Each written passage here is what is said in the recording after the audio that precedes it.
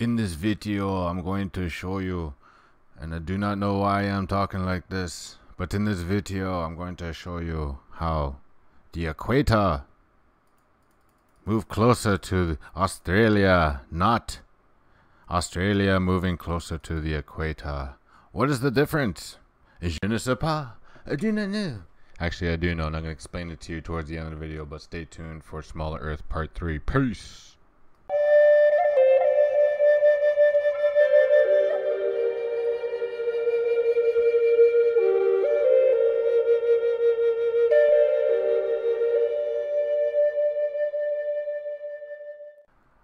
Don't forget to like, comment, subscribe, and hit that notification bell, please.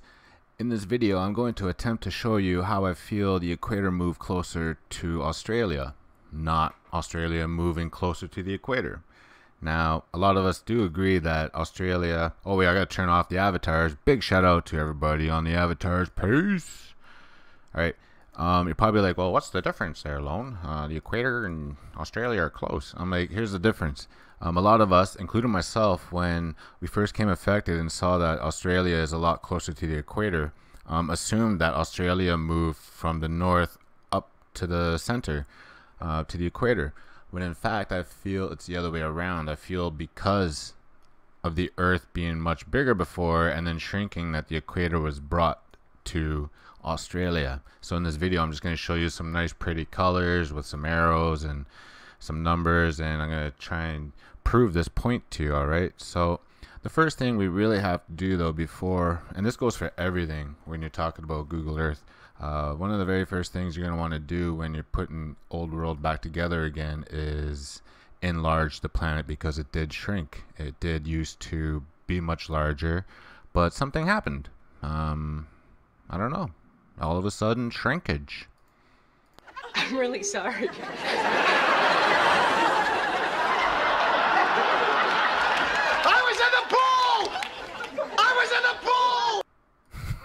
That's a classic. I love that one.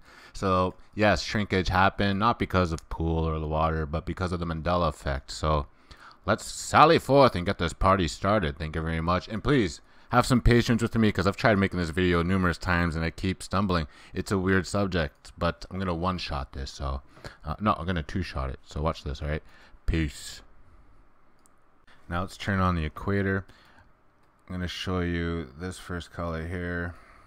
This is the current distance from the northern part of Australia to the equator, and that's a distance of 722 miles. Not that that matters in this video. Where I believe Australia used to be, and the distance from the equator would probably be, give or take, this area right here. Okay, so I would move the northern tip of Australia to the bottom, to the green line here, and that distance is 655 miles. Now these numbers don't really mean anything because I don't have an accurate position for old Australia, just what's in my head. So let's take these numbers here, and I'm going to take them away for a bit.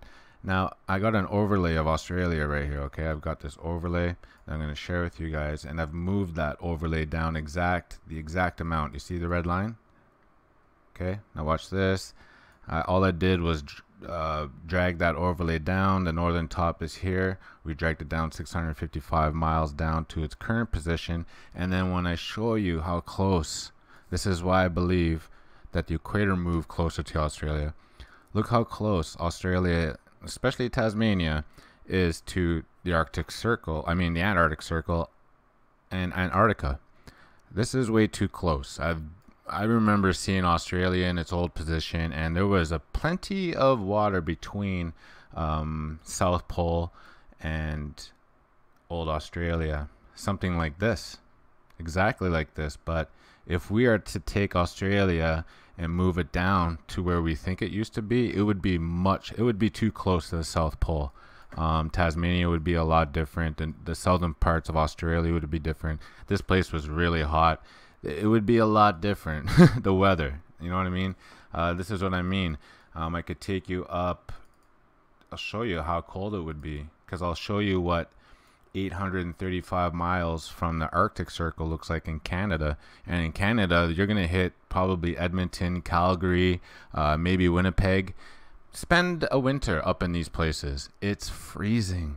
It's cold. Even Ottawa. And look, Ottawa's further south, and Ottawa gets Toronto, all Southern Ontario, New York, we all get freezing weather here. And look how further up the line that line is. You know what I mean? So this is why I'm saying to everybody that, or making this video to show to everybody that I believe when the Earth was big and then it shrunk, what happened was, and I do believe that there was some movement on Australia, but I believe the major part came from the equator, moving closer to Australia than there was movement from Australia moving closer to the equator. I believe the majority of the movement was done by the equator, bringing it much closer to Australia.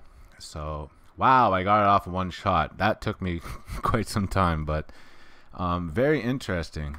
Okay, this is the next part I want to talk about, and I'm just going to pause here for a moment. But just to go over this one more time, I truly believe Australia stayed in its current place with a little bit of movement up to the north. This is what I'm saying. I got this little tiny arrow showing a little bit of movement, but the majority of the movement coming from when the world was big and then became smaller, bringing the equator closer. All right, and that changes everything, because when you switch this world around, look, the equator is now running through South America, right through the green, right through the lush green. That doesn't make any sense. You remember where the equator used to run? Through the Sahara. All right, but now look, it's not running through the Sahara now. It's running through, the middle of Africa, right through the green. It never did that before, and that's why the Sahara was a hot place, because of the equator. All right, so thank you very much, and I got this next segment coming up, and then that should be the end of the video. Peace. All right, so here's the next segment here. I just want to end the video with this, with a lot of people who, because there's a lot of people out there, they don't run channels, they don't put videos out, but they still try and put the world together, and they make comments and comment sections, and good on you, because we're trying to put this world back together. But this is something you must remember, and this is for anybody putting the old world back together, is that we must remember that we're on a smaller planet. So before you start moving pieces around, two things probably is, one, enlarge the plane or planet, whatever you believe in. All right, make sure you enlarge the plane or the surface area, and then odds are you're gonna have to enlarge these continents. I have a feeling every single continent shrunk. Some of them may have stayed the same. I believe Africa stayed the same. It just looks freaking ginormous now on this planet. And yeah, there's a lot of things that have to change. Like I believe South America got a little bigger, while North America took a beating. It shrunk big time. Canada is much smaller. United States is much smaller. But on this world, they're almost identical. They're almost the same size, and that's insane. Canada used to dwarf United States. Mexico's lost a lot of land. So North America, Central America took a beating, while South America pretty much got a little bigger. Looks ginormous, only because we're on a smaller planet. That's what I'm saying. It might have stayed the same, or it might have gotten a little bigger. Same thing with Africa. I believe it stayed the same too. I believe there's some movement going on around here in the northern part. But again, I could go on forever with this, guys. I'm just saying, whenever you're researching this stuff, blow up the planet. All right, so we're on this side. Make sure you're on this side when you start, and then probably blow up the continents. And check out my next video. And here, I'll throw a bone out to everybody. You see this? See this right here? Actually, I'll show you this way first. I'm gonna end the video with this. Look at Africa. When I put it direct true north and I just pull it down a bit, look what Russia does. It starts standing on its head. Okay? And I'll show you what I mean. Boom, boom, boom. You see the continents going up like that. Look at that. That's insane. Okay? There's Russia. Boom. I'll just do Russia. I know I was drawing over here. I didn't mean to. But it's literally standing on its head. Okay? That's not how it used to look. This is insane. I saw this a couple months ago. I was like, that's insane.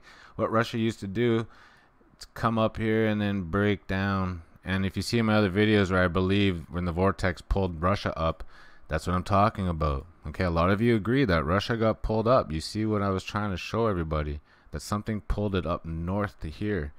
All right, and when that happened, it made this Wickenpanub. Okay, go see my first video, Smaller Earth 1. I explain all of this with colors and everything. I try to make it as easy as I can, as easy as I could for everybody to see what I'm trying to show and what I see. All right, so when you see Africa plays true north here, and then you see that Russia is just all weirded out, man. It just starts standing on its head. It shouldn't be doing that, right? And then when you bring it over here, watch this. This is even better. So here's true north. I would use India as true north because it was shaped like an arrow, and I would always do this all the time in a place like this. Now here's the thing, is that this continent needs to blow up in size, and China needs to come out here more, and then we need to see Russia go to here, then back over here, give or take, guys. But we're missing a lot of land in here. Okay, so and then you can move Japan over here, you know, or it used to be, you know, because look what I just drew there. All right, see where Japan is on my first video? That's where I put it. See? So I just want to end it with this. Just want to say that. Sorry, I said never say I remember that in college presentations. Anyhow, that's it, ladies and gentlemen. Thank you very much for taking the time to listen to me try and piece this together. This is part 4, I guess, of many parts to come. I broke this series up on purpose because, as you can see, this would be too long of a video if I tried to show you all in one.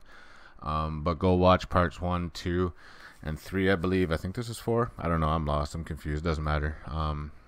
But check it out, okay? And let me know what you think in the comment section below about this theory I have, the equator moving closer to Australia. And if you want your picture up here, your avatar, just type in my avatar in the comment section down below. Don't forget to love yourself immensely. Alright, that way you can receive love and you can give it back out. All that mushy gushy stuff is true. But love yourself, love your neighbor. What's it all about then after that, right? If that's not happening. And I'll catch you on the next shift. Lone Eagle 112358. Peace!